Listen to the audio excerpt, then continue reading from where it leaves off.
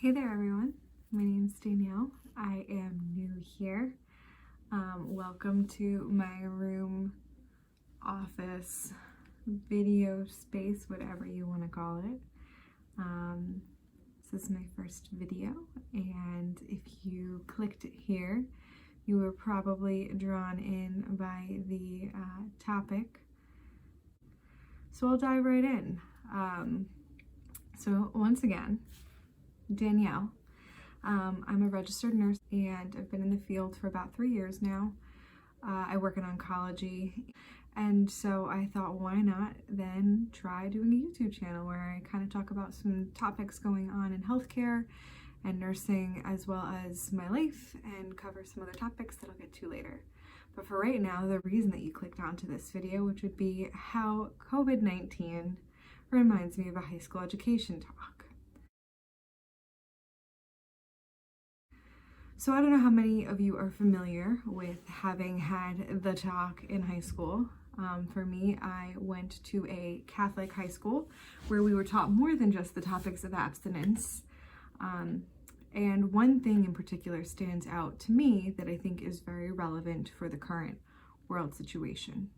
So I don't know if anybody else out there had a similar experience, but if you did, feel free to share as well. But I think of one day in particular where our teacher gave everybody in the class a cup of water, half a cup, perfectly fine, clear water, and said to the class that there was one person in the class whose cup had an agent that was reactive to a chemical that she had, and that there was only one singular person in the class that had it. And the purpose of this was to prove how quickly the spread of STDs could happen, and, kind of touch on some way maybe to refrain from having sex or not being so trustworthy with people type of conversations there. So the assignment was that everybody in the class had to go to their 3 neighbors, and they had to mix, mash, wash up their cups, and then each of them still had to have half a cup until the whole class had done it. And then the teacher, by the end of it, walked around up and down the aisle and just dropped the reactive agent in. And slowly but surely, the class watched as a bunch of people's cups lit up. And the point of this was to say that while one of the cups had had the STD, by being with the 3 close people around you, so saying you have 3 sexual partners, your probability of getting an STD was higher, especially if that person was also with 3 other partners. And I think the whole purpose was to just kind of say that you might be with somebody and they told you that they've only been with 1, 2, 3 people. But if those people were also with 2 or 3 people, then it just makes a higher propensity for you to catch something, especially if one, all, or any of the people were untruthful about their sexual history. And that to me is a kind of dumbed down version of what I believe is kind of going on right now with the current global situation of COVID-19, in that all it takes is one person with the virus to go near 3 people in a group. Those 3 people, after being with them, go to another group of 3 people, be it their friends, their family, their co-workers. And just like the clear cup of water, these individuals can be silent carriers, meaning that they can be infected with the virus, transmit that virus to somebody else, and until the reactive agent or until the signs and symptoms of infection pop up, they are unaware of the fact that they are now carrying and spreading to other people. The same way the kids in my class who had gotten it from that first person did not know that they were sharing it to their next door neighbors. Because let me tell you, when I say that there was a hot spot around the kid that had had the initial cup, there was a hot spot. It was just the same as what's playing out today. And that is that all it takes is one person, knowing or unknowing, that has it to give it to people. And that is the purpose then of social distancing and of, whatever you want to label it as, self-isolation, social distancing, whatever the case may be. The reason that there's this call to arms of staying home and staying away from others, especially those who you may not be sure who they're in contact with, is in order to prevent the spread of this virus, which is spreading so incredibly rapidly.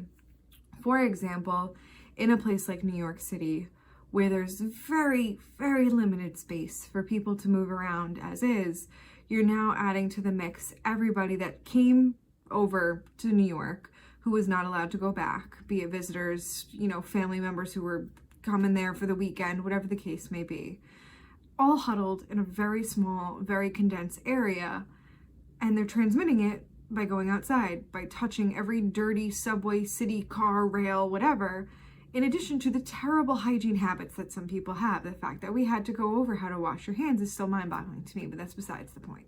But that being said, the whole purpose of self-isolation, social distancing, quarantine, is to prevent this rapidly spreading virus from infecting those individuals who may otherwise be immunocompromised, such as the young, the older adult population, those with underlying or health conditions or comorbidities such as diabetes, hypertension, cardiovascular issues, asthma, any other type of respiratory diseases, given the effects that this virus can have on those populations.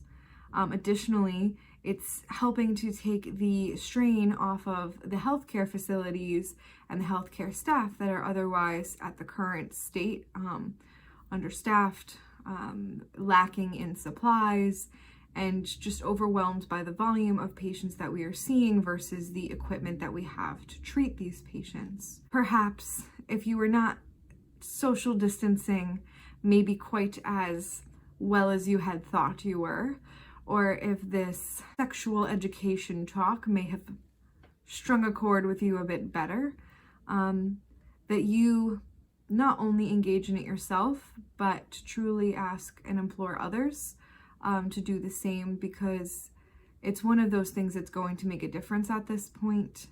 I'm not saying it's the be-all and end-all. I'm not saying it's going to cure COVID-19 by any stretch of the imagination, but it will certainly take a lot of the strain off of the healthcare world for right now. And my concern is if that's not dealt with early, which I know it doesn't seem like early now, but if it's not dealt with early enough, my biggest fear is that when someone comes in for something like a stroke, like a heart attack, like the little boy from across the hall trips and falls and breaks something, the resources, the staff members, the equipment and the supplies will not be available for those individuals. And I'm not saying that that's the current case.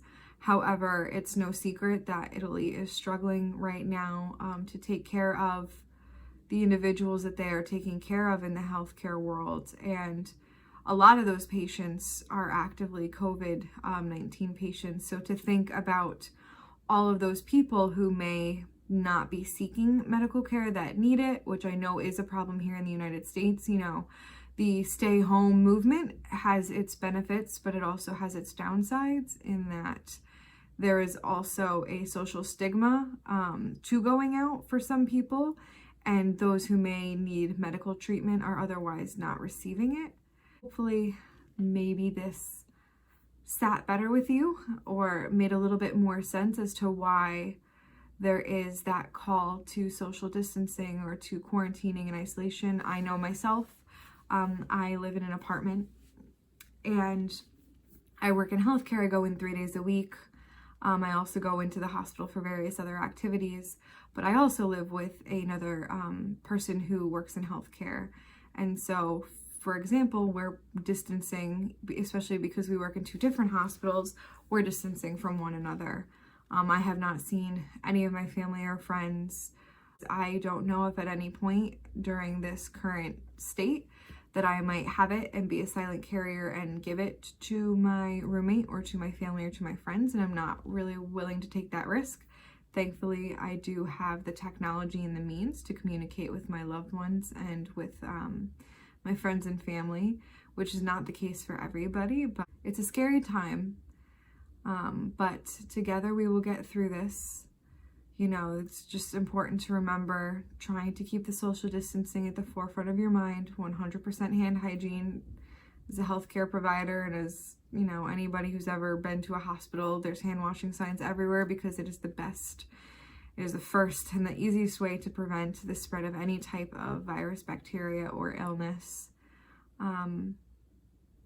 And yeah, we will get through this. It's gonna be probably a rough April, but we will get through this together. We will get through this as a nation, as a world, globally, however you want to phrase it, as a people. But well, there is the reason, in a very ended up being kind of heavy discussion as to how COVID-19 reminds me very much of my high school sex ed talk. If you liked this, please feel free to like the video, to share it to others if you think that this might make a difference in someone's life, or if you know someone that's maybe not practicing social distancing because they think it's kind of funny. I know there's quite a few people out there that think that this is a little bit of a joke. Feel free to give me a follow. This is my first video. I hope to make more similar content, which reminds me, so my plan, my hope, and my intention for this channel is to make videos documenting some of the things going on in nursing, in healthcare, life in general, because you know, who doesn't like to vlog about life?